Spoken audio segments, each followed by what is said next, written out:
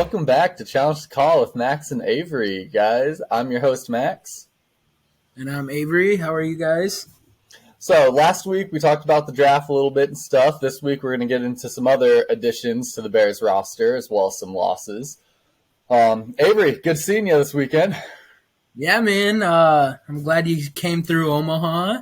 I know you were on your way home and everything, so I hope everything went well. Traveling that long distance sometimes, it's got to suck being in a car. But it's definitely nice to have a friend to stop and see halfway there and stuff. I'm sure you guys noticed. Avery and I got some pics together, threw them out on our Insta at Challenge the Call Podcast. Go give us a follow. For sure, man. And so you're starting your new career in college coaching, so that's got to be really exciting. I'm 2 days in. Today's going to be number 3. Man, what's like just the difference that you've noticed so far from coaching, student coaching? Oh my gosh, the school I'm at now is way different than where I went to school. Like, both are D3s, both are small schools, technically same playing field, but just like the style, the mood, the vibes in the room, like everything is just so much different than I remember at my old school. It's very strange. For sure, man. But hey, man, let's get into our podcast, what everybody came here to talk about. All right. Gonna kick it off like we always do with Bear Central, where we talk everything Bears. So we're going to talk about some of the players leaving and coming in, and we're going to do it a little bit by group. So first we got the defense. Avery, what are your notable changes on the defense this year? All right, man. Khalil Mack, losing Khalil Mack, he's like the soul of our defense. And losing him is going to be a big factor. And, there's so many question marks with that. He's been in Chicago since 2016. And with him being in Chicago since 2016, it's just it's hard to see a player like that go. For sure. And Khalil Mack leaving definitely hurts me the most, obviously, if that's not apparent. But, he was one of my favorite guys. I thought he brought a lot of hype to the team the past couple years. And I know some people say he might not have been as effective the past couple years, but what do you expect when you're that good of a player and every team's going to be double, triple teaming you? It's hard to get to the quarterback when you're drawing up half the defense just yourself. Well, and, man, you can just see the factor that Khalil Mack used even last year. Because look at Robert Quinn's stats. For sure. Robert Quinn had 21 and a half sacks.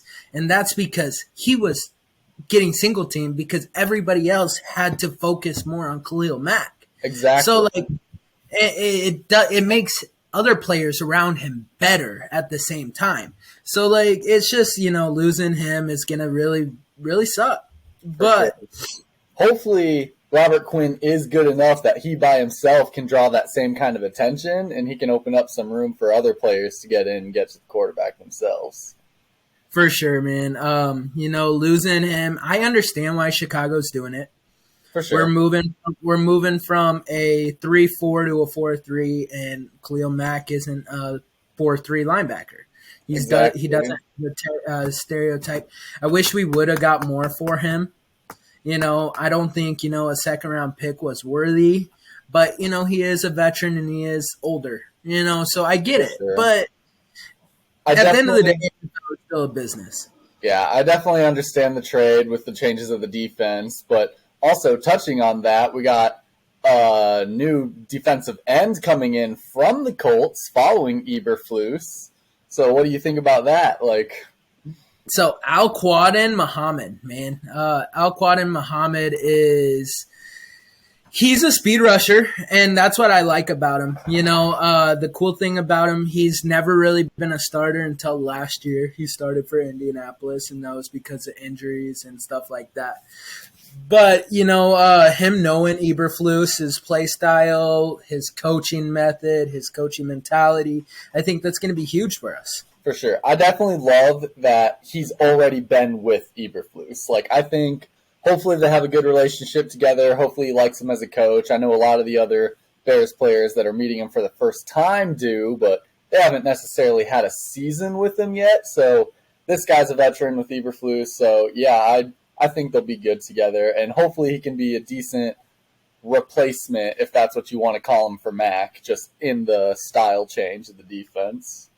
And that brings me up to, hopefully Robert Quinn comes back, because there has been a lot of trade rumors this offseason with trading Robert Quinn and everything.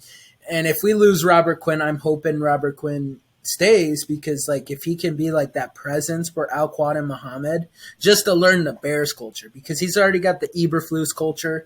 If he can learn the Bears culture, that would be huge. For sure. That would be awesome.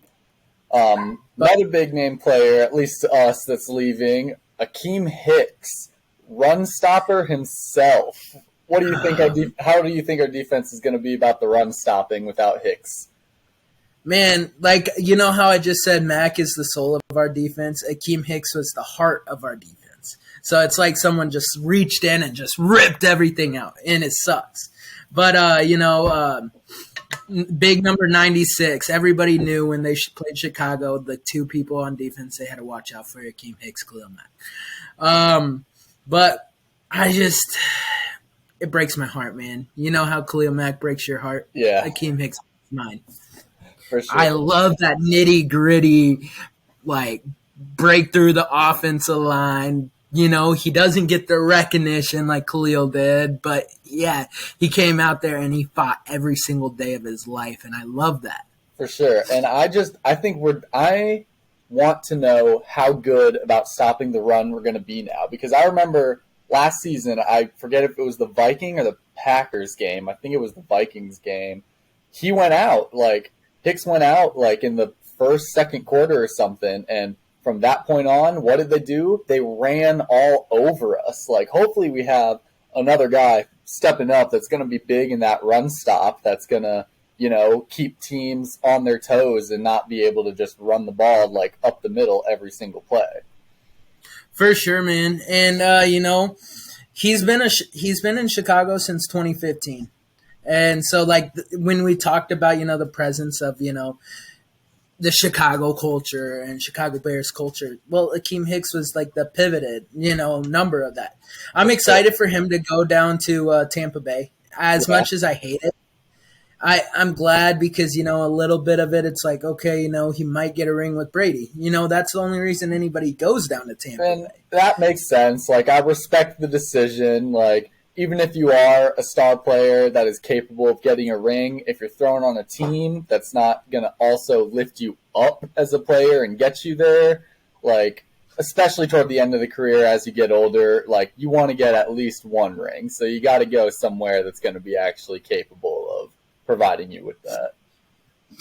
For sure, man. And,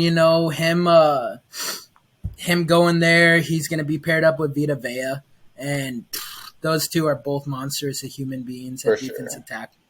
And they still got an Ndamukong Suh, which is, just unreal also. So, those three just paired up on the same defense line, that's scary. Yeah. It's terrifying. The Bucs are going to have quite a solid defense. So who's coming in to replace Hicks? Tell me about this.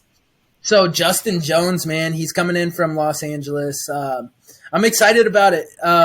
He's not as talented, at least right now. He might perform, because a lot of people forget when we brought Akeem Hicks in, he was not a known NFL player. It was just a wing of the thing signing. And, he was out down in New Orleans, and, and nobody really knew his name, and he just performed in Chicago. So that's what, that's the hope I'm having in Justin Jones, It's kind of funny because, Jones was we're talking about, the Chargers, getting Khalil Mack. Yeah. Well, Jones is coming to Chicago. He's well, screw this. I'm going to go down to Chicago, and I'll take, I'll be a part of Eberflus's game style, and his playbook. So it's pretty cool. But we'll see what happens with Justin Jones. What do you think about Justin Jones? I don't know the name all too much. I'm not that familiar. I hope he will be good enough, or at least become good enough, to really step up and fill those shoes of Akeem Hicks. And I hope that, he just does a good job of keeping that run game from being too strong against the Bears. I don't want us to be a team that's going to get run all over. I want to be able to make it real apparent that teams are going to have to put balls in the air against us and not just have a ground game. For sure, man. Well, and there's one more move on the defensive side that we made, and I don't know how great it is, so I'll mention it. Nicholas Morrow coming in from Las Vegas. He's a linebacker, Okay. and, I think we're bringing him in kind of just to replace, linebacker Khalil Mack's, linebacker skill set, or maybe Danny Trevathan. I know Danny Trevathan left this offseason, so maybe Morrow can do a couple of things filling in at the linebacker position, so we'll see. But you want to move on to some offense? Yeah, let's talk some receivers. As we know, the receiving core is typically the Bears' maybe a little bit of a weak point, and that seems to have only gotten weaker with one loss, Allen Robinson, going to the Rams. Man, Robinson going to the Rams. I'm excited, for him to go to the Rams. And I say I'm excited for these guys a lot, right? Yeah.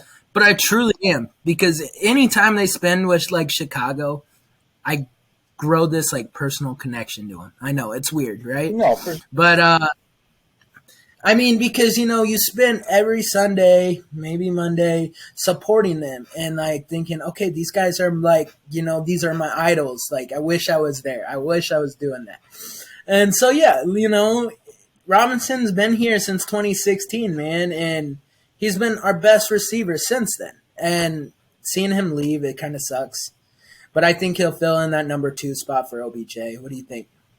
I think he's a good receiver. I don't know if I notice his talents all that much, especially this past year, but I've also heard rumors and things that Nagy was edging him out, or Nagy was deliberately play calling and whatnot that would not target Robinson and stuff. I don't know if they had some kind of issue with each other, but I heard things like that Nagy just was literally, for some reason, icing him.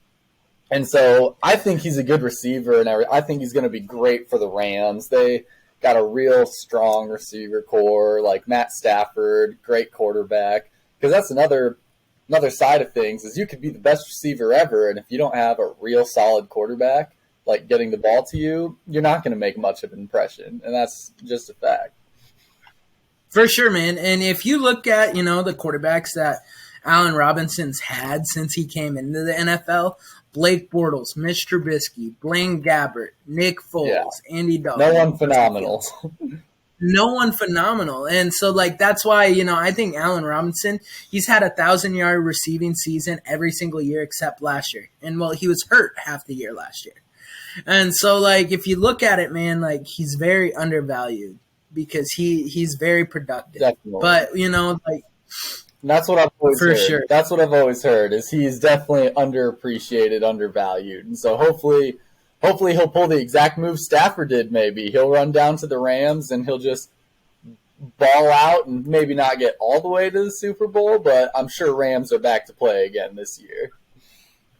For sure, man. But Byron Pringle coming in from Kansas City, how do you feel about it? Ooh, I do like Byron Pringle coming in from Kansas City. I think Kansas City's been real strong about they've got a lot of receivers. They've got real burner receivers. I think Byron Pringle is going to be a nice little addition, and because that's what we need. We need lots of additions to our receiving core. I think that we need some strong players that are going to have good hands, be able to get down the field quick, that just know what they're doing. So I really like a guy coming from a good, strong offense. The Chiefs have had such a good offense over the past few years. I'm so excited to have him come to the Bears, and maybe he can just help grow that receiving core a little bit. We got a lot of newer guys on it and stuff. I'm hoping that he can be a little bit of a leader and help them really understand how to be a good receiver in the NFL.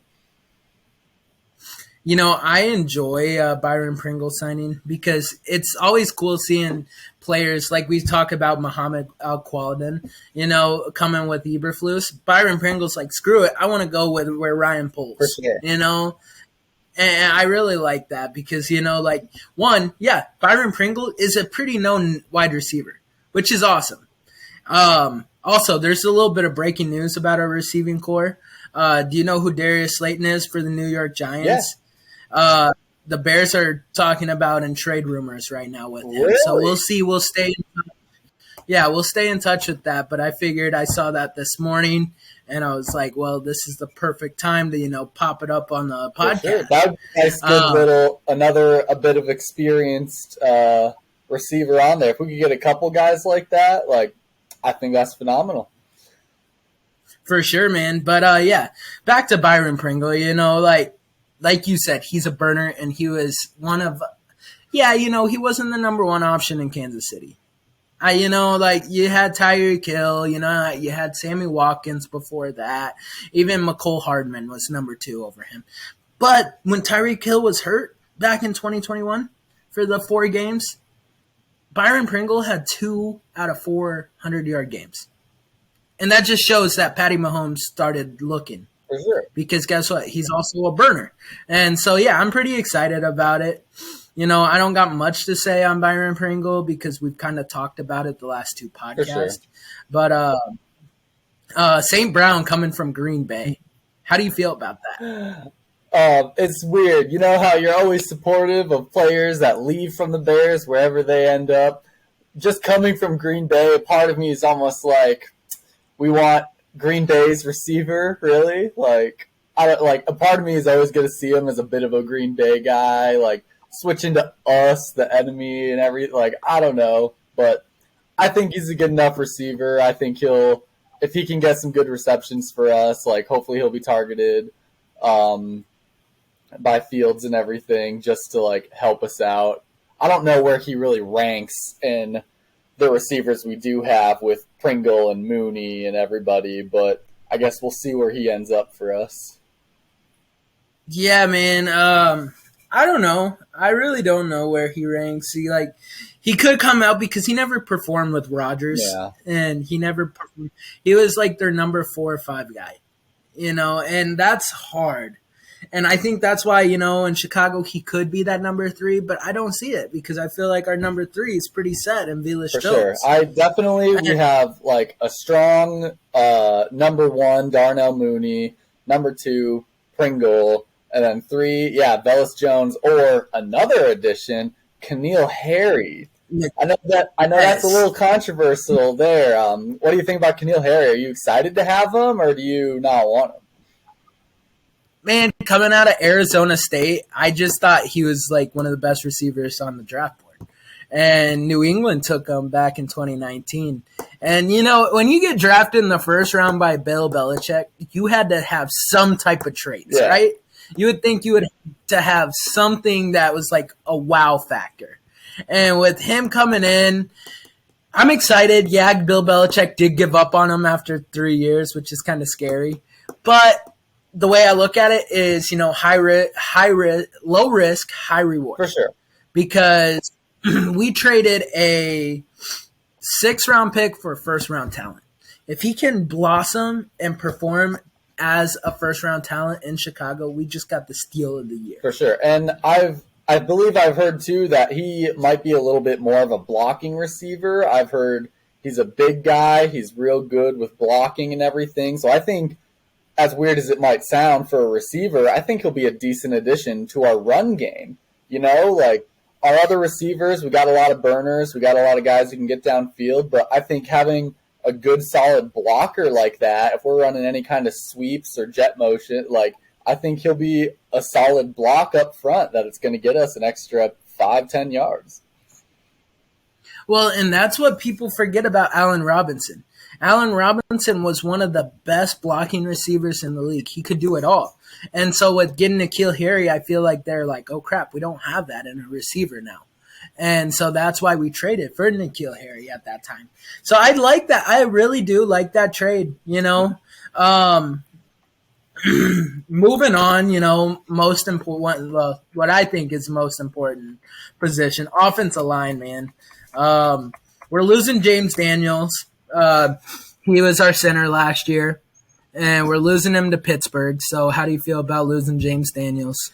I mean, I just hope we got a good replacement for him. I just hope that, we don't start messing up the ball too much. I know Fields last season was having a few issues with, they fumbled a little bit. They got some snaps messed up, and parts of that is just because he's new. He got thrown in the game real quickly without really expecting it and stuff. But I don't know if they don't have like as much of a relationship together. So I don't think it'll be too harmful that he's gone, because it's not like we've had the same quarterback, with him, like growing the relationship, experience, and understanding each other. But if he's going back to Trubisky in Pittsburgh, maybe they do have a little bit of that. Well, and that's what I was about to say. I hate to see him go because he is an Iowa boy. He did play at Iowa. And so, I hate to see him leave, Chicago. But he's going to snap to Mitch, and I get it. I get that.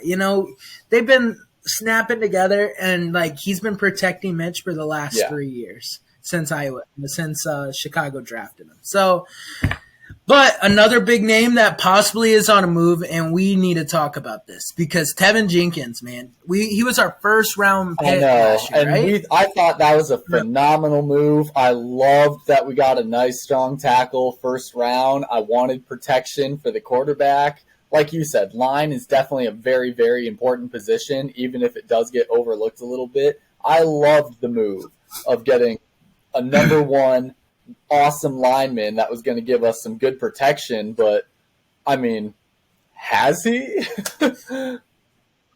Well, and that's the thing, man. You start looking at red flags on players, right? It's just like a relationship. You start looking at red flags everywhere. Boom, boom, boom. Okay. Well, one, he didn't get into the game until the end of the year last year. It was hard for him to get healthy. It was hard for him to show up. And, and when he did get into that Green Bay game, he had 3 or 4 penalties. I don't know if you remember that. It was mistake after mistake after mistake. Sometimes the NFL game, it's just like life. It'll hit you hard when you're least expecting it. And I think that's what happened with Tevin Jenkins. I hate to say it. Some people just don't work out. And at this point, we might as well, it was under the old regimen with Ryan Pace and Matt Nagy anyways that drafted him. I could see Ryan Poles after a year and Matt Eberflus saying, you know what, this guy isn't a Chicago Bear. This is not the guy I want to build my culture around in Chicago. And he hasn't responded into the offseason working yet. But go ahead. My big thing is it's easy to make excuses sometimes. I know he was injured for a lot of the season. That's a lot of the reason he didn't play is he was dealing with injuries. And it's hard to necessarily base a player's worth like that, on well, I was hurt. What do you want me to do? Someone tears an ACL, it's yeah, we can talk oh, they didn't play half the season. How good can they be? Well, they had to have surgery. They were dealing with healing and whatnot.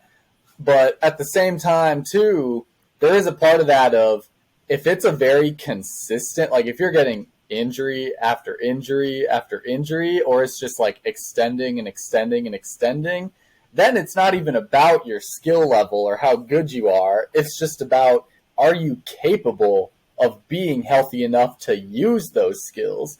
So skill level with them is obviously questionable because we haven't seen him play all that much. But if he isn't healthy enough to ever show it off, then yeah, I wouldn't hate trading him away. And especially if we got him first round pick, other teams will still value him, I'm sure.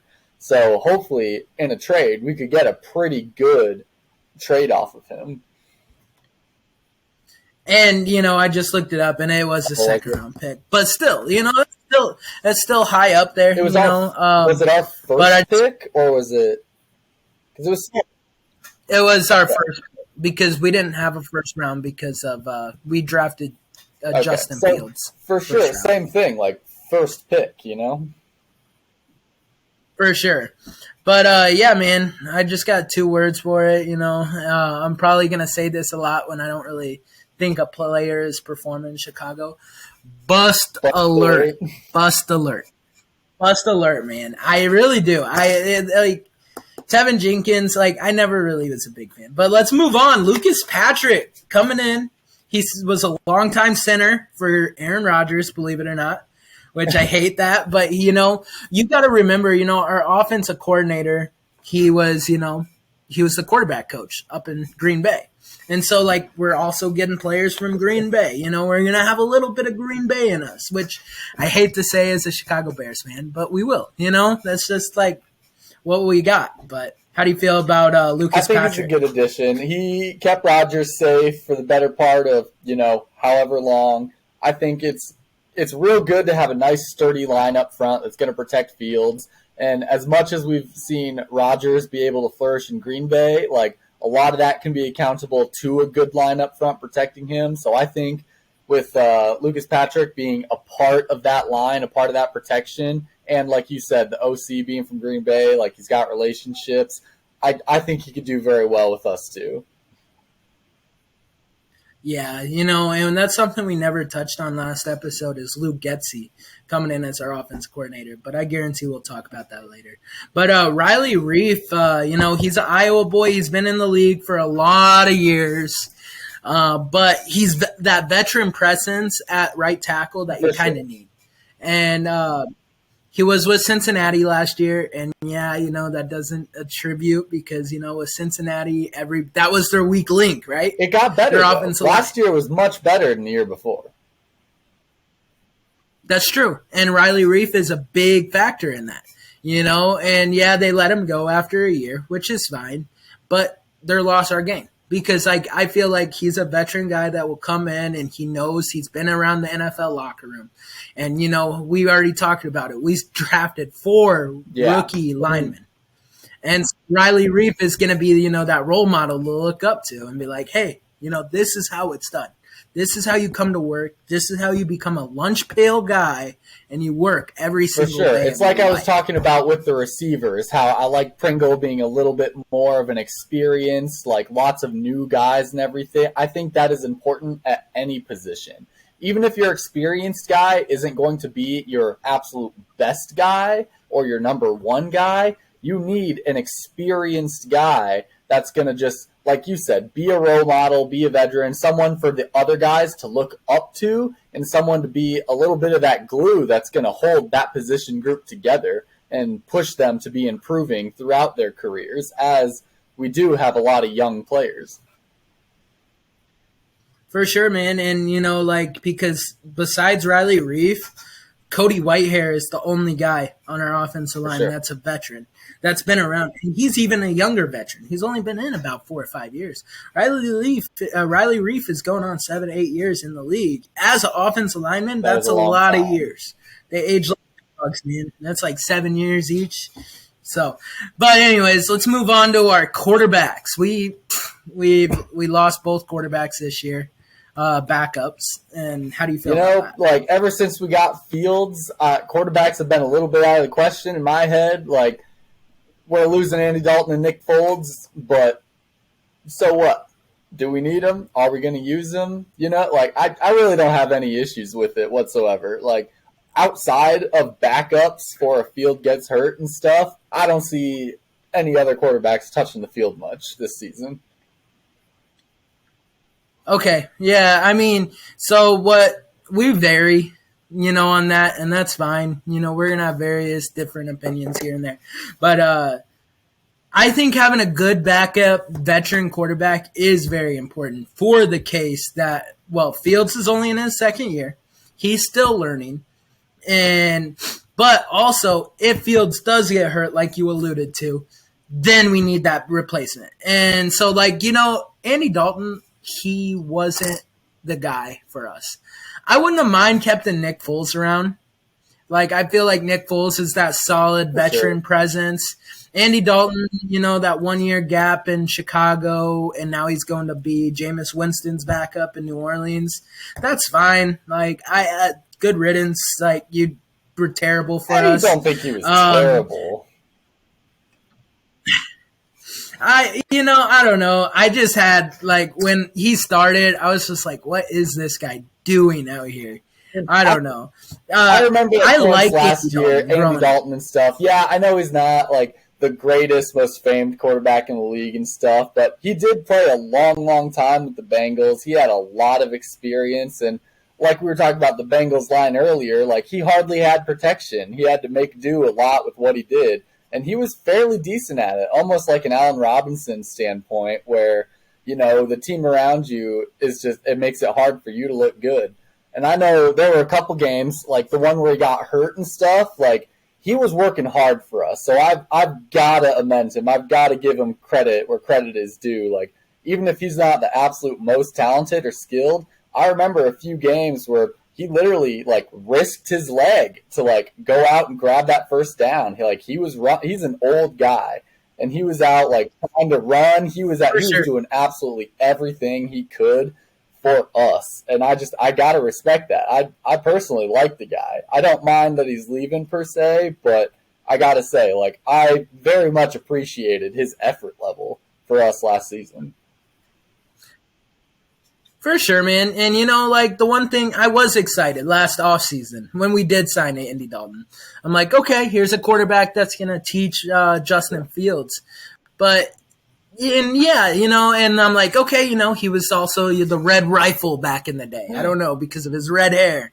And, like, he was known as the Red Rifle. And I was like, cool nickname, We can't talk about Nick Foles' nickname on this podcast, but if anybody knows football, they know what Nick Foles' nickname is. And so I was like, you know what? Hey, but I like Nick Foles. It's weird. I hate to see him go. He's going to the Colts, right? And the Colts, he's going back to his offense coordinator he actually won a Super Bowl with in Philadelphia. So that's pretty cool. I'm glad he's going to be able to, go and reunite. He's actually going to be their backup quarterback for Matt Ryan. So he won't even be that's where we do differ a little, because Nick Foles, he's more of my, like, I don't care, good riddance, goodbye on the quarterback side of it. Like, I know he did go win the Super Bowl, and, like, he was a backup at the time, too. He wasn't even necessarily QB number. Like, he won the Super Bowl as a backup, like you were saying, to be a very strong backup and stuff. But I don't know, just from what I've seen of him on the Bears, I was not a fan. I was never a big fan of Nick Foles. Good riddance to me. So, like, I don't know, man, because at the end of the last year, like, Nick Foles, like, he won us 2 out of 3 games. I know we were eliminated and everything was, it was kind of just hurting our draft stock, but because we kept winning. But he came out. I don't know if you remember that Seattle game. It was snowing. We were up in Seattle, and Nick Foles came out and he won us that game on a last-second touchdown.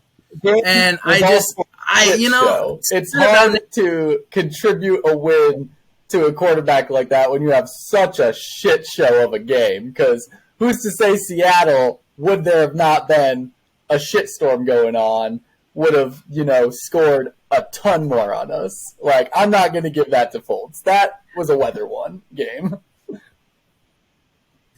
For sure. And, hey, all I'm saying is I think Nick Foles has some magic left in him.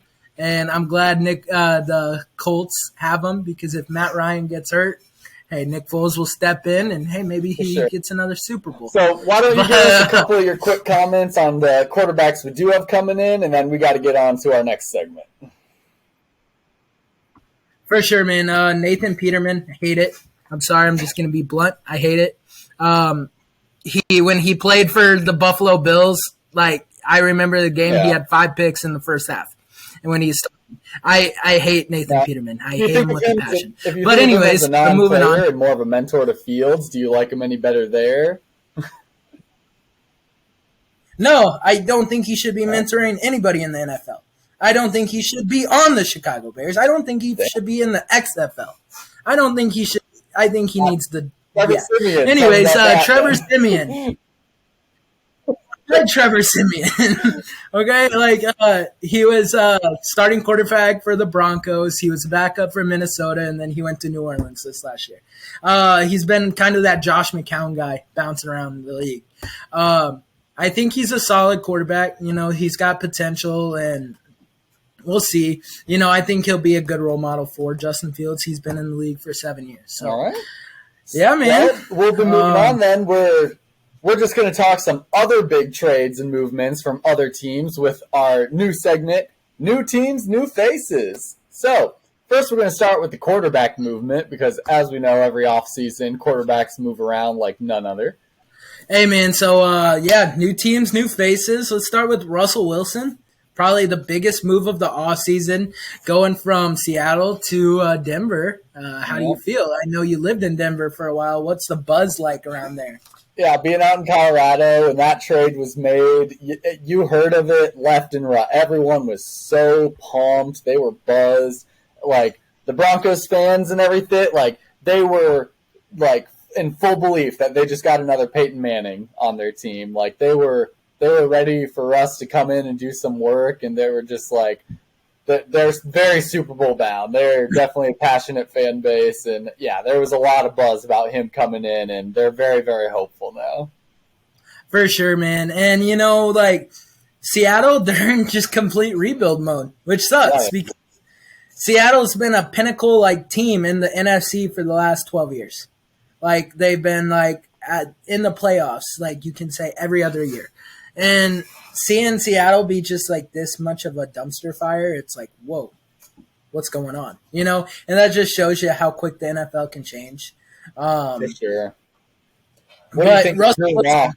What do you think of Drew Lock being with Seattle? You think he'll be a decent fit for him, or do you think he'll crap out kind of like the Broncos think he did?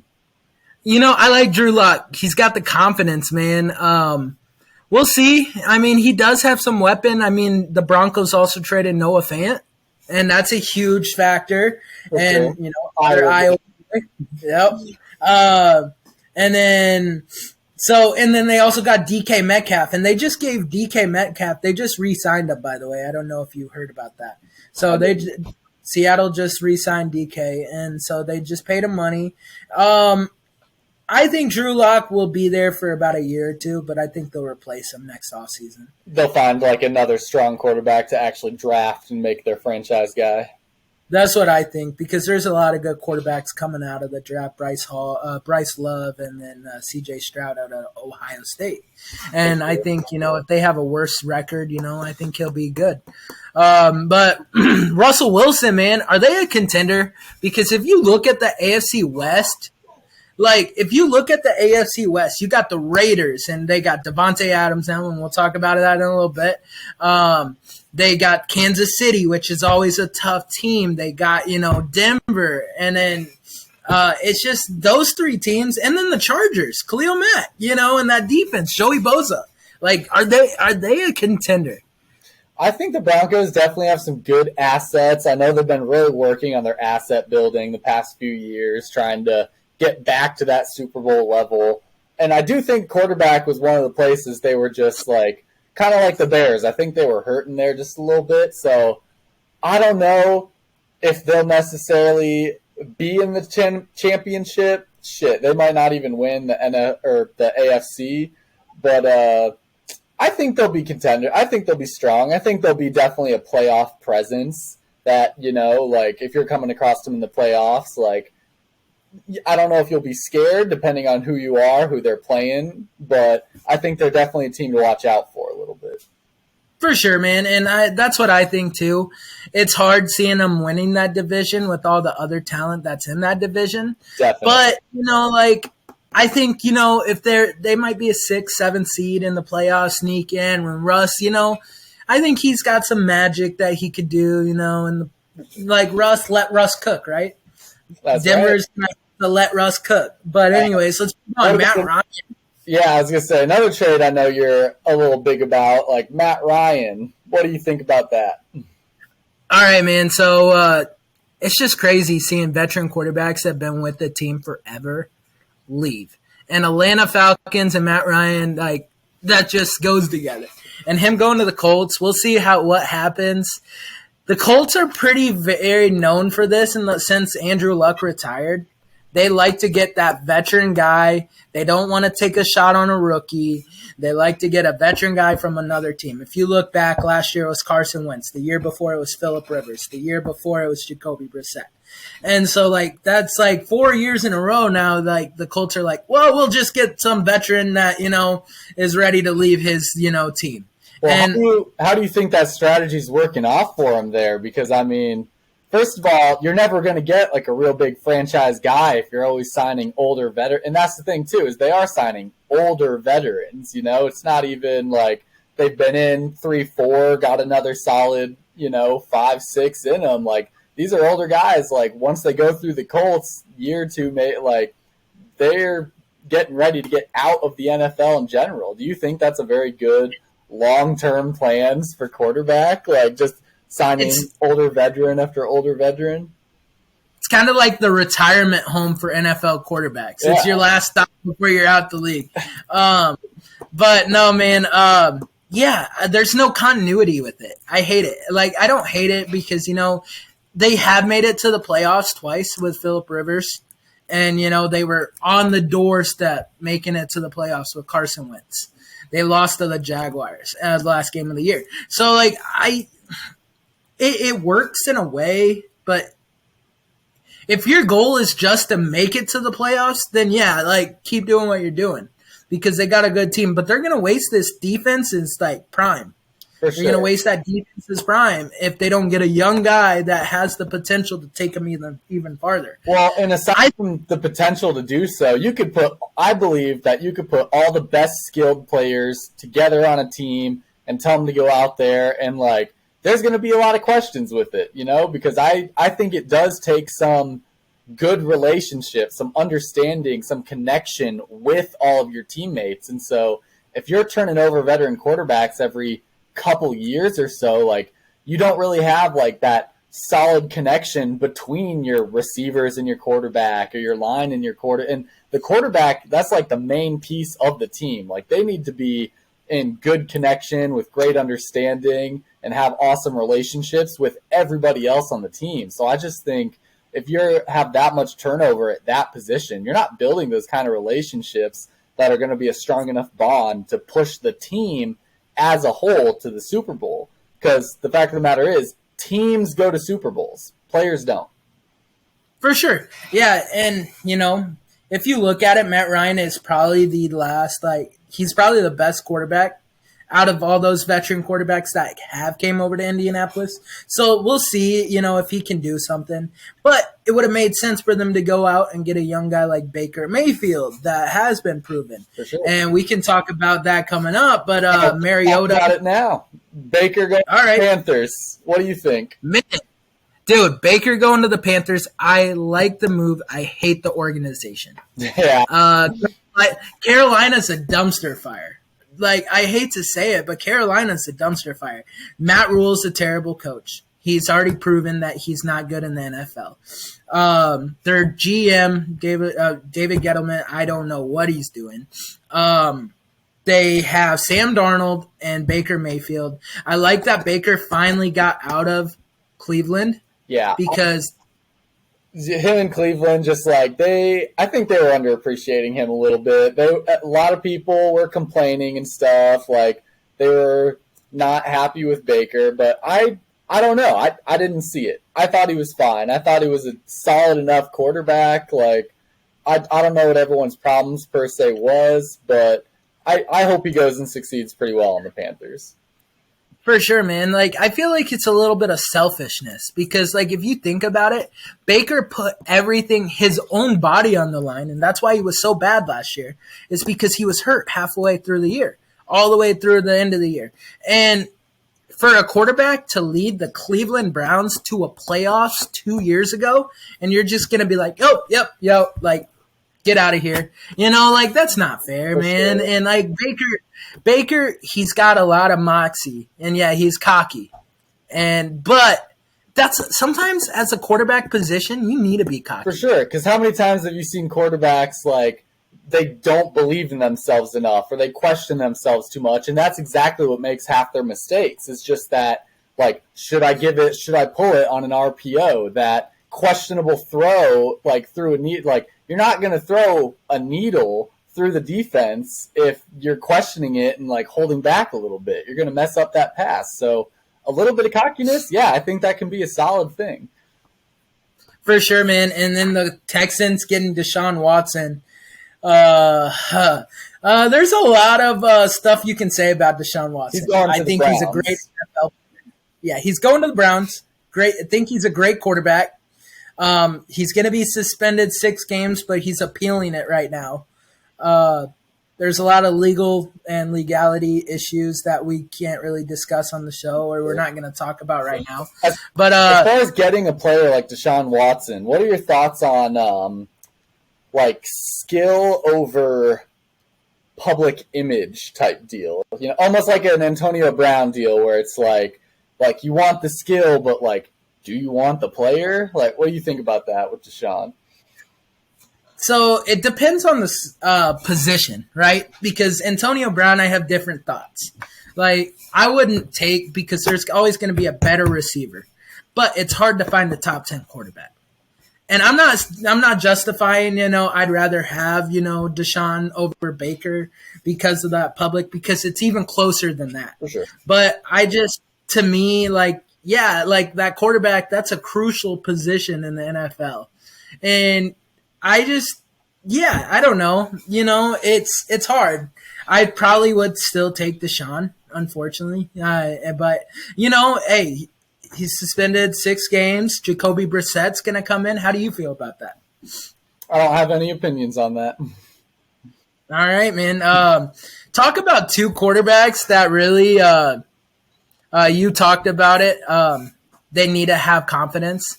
And 2 quarterbacks that really don't really have confidence, and it shows in their game style. Carson Wentz going to the Commanders and Mitch Trubisky going from the Bills to the Steelers. Oh, yeah. How do you feel about 2 quarterbacks? Well, I'm excited to watch Mitch on the Steelers. Hopefully he'll get the number 1 spot over Kenny Pickett and stuff, because I really want to see Mitch play again. Like you said, like, once a Bear, always a Bear. I'm going to support him. I loved Mitch. Like, never had an issue with him that much. So I'm excited to see how he does with the Steelers. Like, I want to watch him play some games. If he does super well and the Steelers are doing great, like, I'm going to be happy for it. Like, low-key, like, I'm fine with that. I'm going to like it. And Carson Wentz, once again, I'm not a huge fan. Like you said, like, he does play with some, like, questions. He does hold back a little bit. And so that's where, like, after a long enough time of just so many seasons doing that and stuff, I don't think he's great.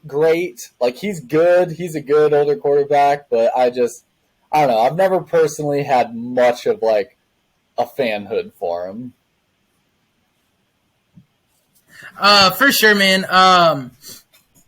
So Carson Wentz, I'm not a big fan. Like, I know he came out of North Dakota State, and, everybody was so high on him at that time. But what I'm really going to talk about here is probably just Mitch. Mitch, to me, he's like a lost puppy. I hate to say that. He's like a lost puppy. He has that, like, same love in my heart. Matt Nagy did him wrong. He did. He's got so much potential. That's what I was just going to say. For a lost puppy, being with a guy like Matt Nagy, who just, like, quarterback whisperer, which is a bunch of BS, like, yeah, not the place you want to be.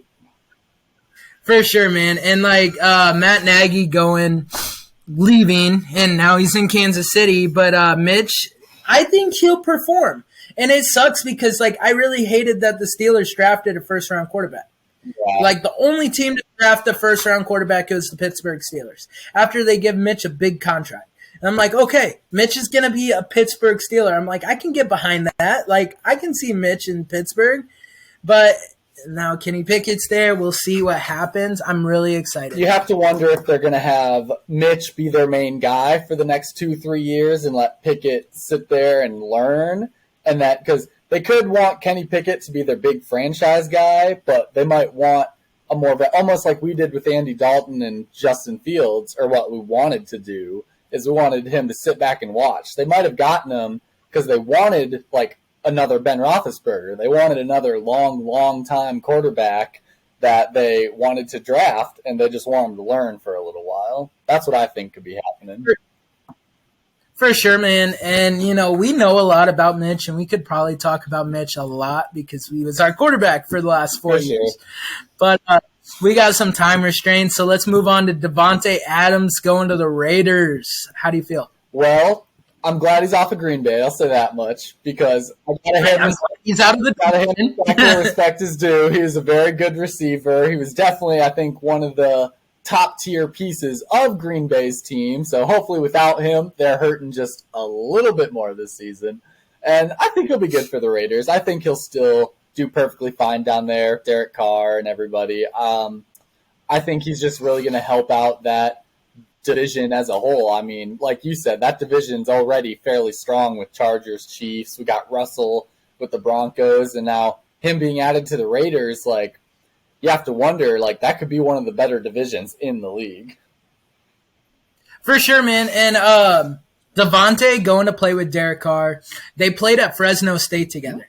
That was posted all over and everything. Yeah, and Derek Carr and Devontae Adams are like best friends. And when you get to play with your best friend, like we talk about it all the time, like teaching together or coaching together, like they're living that dream. For sure. And they're living that dream as like best friend dream. that's like, awesome. you know, You gotta love those former relationships meeting up again at a higher level like that. But staying on that same division, sure. talk about the Chiefs a little bit. The loss of Tyreek Hill and the gain of Juju Smith-Schuster. What do you think of those two movements? Tyreek is a great wide receiver. He's a burner, everything, you know. Quarterback is questionable down in Miami. Definitely. Like Tua, I don't know how I feel. Like, you can have all the speed in the world, but if the ball can't get to you, then what's the point? I know they got Jalen Waddle, Tyreek Hill, but is Tua the guy? I don't think Tua's the guy. I know that was my number one thought when I heard that trade. Was I had heard the rumors about Tua just not being very great at throwing the deep ball, or just like not having the kind of power or strength you need to get a ball down 60, 70 yards or so. So having a burner like Tyreek, that's great and everything, but like, are you going to be able to throw the ball to him? Like, if he's, let's say he burns somebody, he's going down the seam and everything, you throw the ball, is it going to go above the defender, or are you just throwing a pick in Tyreek's direction? You know what I mean? Sure. Like, I don't know if Tua's the guy for that. Right. I do like Mike McDaniel. There's a new hire as the head coach. But let's talk about Juju to Kansas City. Juju's going to be stepping in as like the number one guy. And he wasn't the number one guy in Pittsburgh. And I still don't think Patrick Mahomes will elevate his play style and he'll elevate him as a receiver. But that's such a downgrade.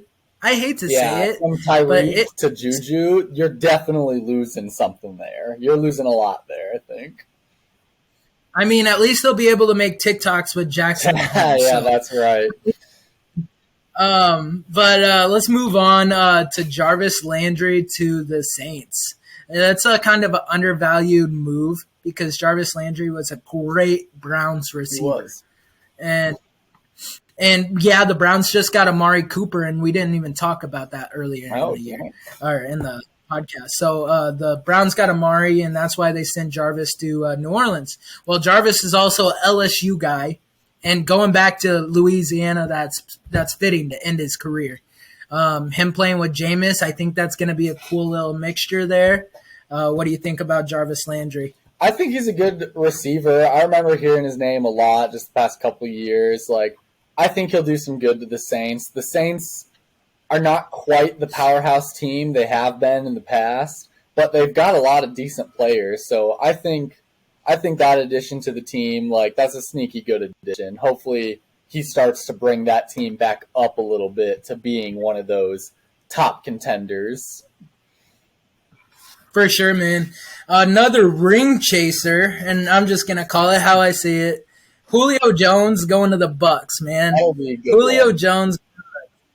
Julio's washed, and we saw it last year in Tennessee. I hate to say it, but what a dynamic receiver he was in his career for Atlanta. Like, and we talked about Matt Ryan earlier. Well, here's Julio, and him going and playing with Mike Evans and Chris Godwin. And it's just insane. They're just adding. Do you think he's going to be successful with the Bucks? Like, you say ring chaser and he's washed. Like, do you think he's a good addition to the team, or do you think he's not going to bring up the Bucks all that much from where they currently sit? So you know how Antonio Brown was their number 3 last year until he walked off the field? I think he'll be a little worse than Antonio Brown, but not by much. Okay, so just fit in the So, place. like, I think because, yeah, he's Julio Jones is a Hall of Fame potential. Well, he's going to be a Hall of Famer. Let's just say that he's going to be a Hall of Famer. But the thing is with Julio, man, yeah, he stepped off, but his step down is just as comparable as Darnell Mooney's step up. For sure. You know, they could be the same receiver. You know, like, and that's kind of what I think. But let's move on to the defense. Von Miller going to the Buffalo Bills. Man, I like that. I really like. I do like Von Miller. I know I heard about him all the time, being out in Denver and everything. Right, especially right before he left, everyone's like, if there was a guy to talk about on the current Broncos team, it was Von Miller. When he went to the Rams, like, things went silent about it. Like, no one mentioned him after he went to the Rams. Like, I know a couple people that still, like, kind of supported him. They were like, oh, yeah, he was our guy. But I think once he left, like, a lot of the Broncos fans, like, I don't know if they necessarily hold that same, like, with us and Khalil Mack or Robinson or Trubisky. I don't know if they hold quite the same passion for their players as they do once they leave. But I think Von will do good on the Bills. The Bills, he could potentially be getting another Super Bowl ring. How crazy do you think it would be if he went to a team, got a ring, went to another team, and then got a ring like 2 times in a row, different teams? How crazy would that be? That'd be nuts, man. And that's the thing, though. Like, he has 3 Super Bowl. If he wins the Super Bowl with the Bills, he'll have 3 Super Bowl rings with 3 different teams. For sure. And that's really, like, got to be some credit to his skill level. Like, you know, as a linebacker and stuff, like. What? He's always an X factor. Sure. Every time you see him on the other side of the ball, like, he's an X factor. But J.C. Jackson, we talked about the Chargers quite a bit because of Khalil Mack. But, you know, J.C. Jackson going from New England to the Chargers, that's a big move. He was their best defensive back in New England. And, yeah, Bill Belichick's just losing players left and right, which is crazy to me, right? But add on to that defense also, you got J.C. Jackson at free safety. You got Derwin James, strong safety. Then you got Joey Bosa and Khalil Mack. Dude, that defense, that we're talking about the AFC West being stacked. Yeah. That Chargers defense is terrifying. I would hate to play that. It's getting similar to when Vaughn did go to the Rams, and the Rams had the Aaron Donalds, Jalen Ramsey, Von Miller. Like, it's getting to that caliber of a high-level defense that's really going to help carry the team. And the Chargers already have a decent enough offense too. Like, that defense could be that driving factor that's really going to get them, like, to the championship. Sure. But anyway, yeah, because we got to move on to football is officially beginning again today. Preseason, Jaguars, Raiders. Like, I'm excited. I'm excited to watch some football. What do you think? Man, Jaguars, Raiders. Yeah, I like it. I don't like watching the Jaguars. I don't know, man. Hey, they threw them. I'm not excited about the teams, but, like, just, like, football's back. I don't care who's playing. Football's back. I know, man. I think the Raiders are going to win this outright.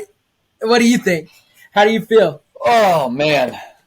Yeah, it's definitely the Raiders. I don't even know why I had to think about that. Definitely the Raiders, I think, are going to take it. I mean, it is preseason, so things do get a little wishy-washy, but the Raiders are favored by 2. So I think, even by the spread standards, I think it's the Raiders all the way. Give me 2 players you're excited to watch tonight. Well, I'm excited to see if Devontae Adams plays at all. I know sometimes he doesn't play in preseasons just because that high caliber of player, but if he's out there, if they want to, like, get him some practice in with his new team and stuff, like, I'd be excited to see how he's going to fit into the Raiders there. And I'm excited to see Trevor Lawrence again, just to see if he is going to go through, like, a Joe Burrow, like, experience where he's going to be that much better through his second year, whereas his first wasn't great. Because, I mean, Burrow, first year, didn't do anything. Second year, like, they played in the goddamn Super Bowl. So I'm curious to see if Trevor Lawrence is like going to actually step up or if he's just going to be a mediocre quarterback. For sure, man. With the Jaguars, they don't have Urban Meyer this year, and that's a blessing because like Urban Meyer was terrible. Doug Peterson will have that team squared away. I like Trevor Lawrence. I think he'll be solid. But my two players that I'm going to talk about is probably going to be, I would say, seeing Derek Carr, seeing how well he's ready to go this year. Because Derek Carr, I have a soft spot for Derek, and then Travis Etienne. Like, he was hurt, like, all last year. He's the running back out of Clemson. And he was hurt all last year, and I want to see how he does. So I want to talk about two off-season fights that happen. Because, like, it's funny because one of them is Trevor Pinion from the University of Northern Iowa, the first-round pick for the Saints. Like, he got suspended 3 days over the night because he keeps getting into fights in the offseason. I don't know if you've got to love or if you've got to hate coming straight into the league and just having such an attitude already that you're popping off fights and whatnot. Like, is that a love it or hate it kind of scenario? Like, it's a little bit of both, but